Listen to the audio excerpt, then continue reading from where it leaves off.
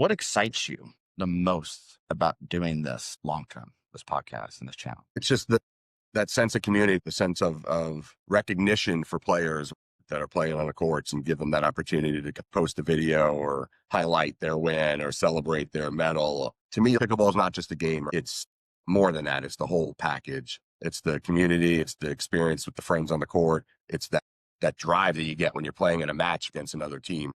You're battling it out, and then you call time out, and you got to take a breather, and you got to re-strategize, and you got to work with your partner to try to switch something up.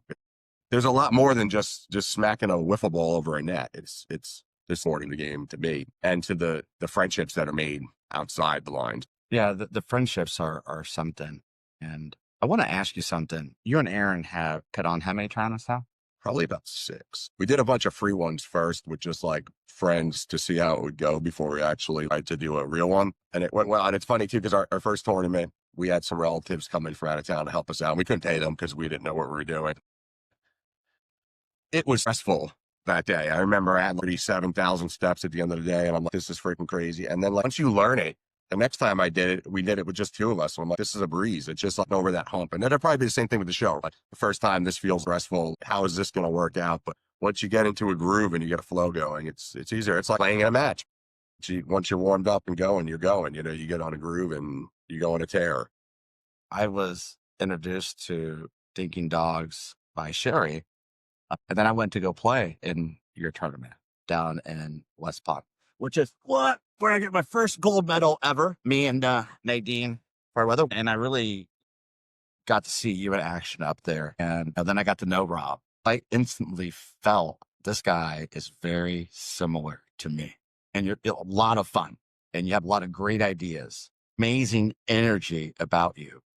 Your wife, Erin, is amazing. Your kids are amazing. And that for me, and then a few months later, I get a text message from you. And you bring up podcasts to people in the past. I've done one before. And when Rob said to me, hey, are you still wanting to do this? I got excited. I got excited because to have a co-host, a person, Rob, that has values, that has standards. Because when you go and you see your family, I want to dive into that really quick. How do you get, my wife is amazing and supportive about pickleball. She thinks 7 days a week, 3 hours a day, 4 hours a day is too much, whatever. They want to spend time together. Family first, pickleball second, but very close. The line is not too long between the two, right? Yeah. And do you ever get reminded that sometimes you put pickleball over the... Yeah, usually weekly. But your family has such a buy-in. You see your kids and they're interacting with others. How did that happen? Well, interesting. It wasn't always like, because I played probably by myself for a good 9 months to a year.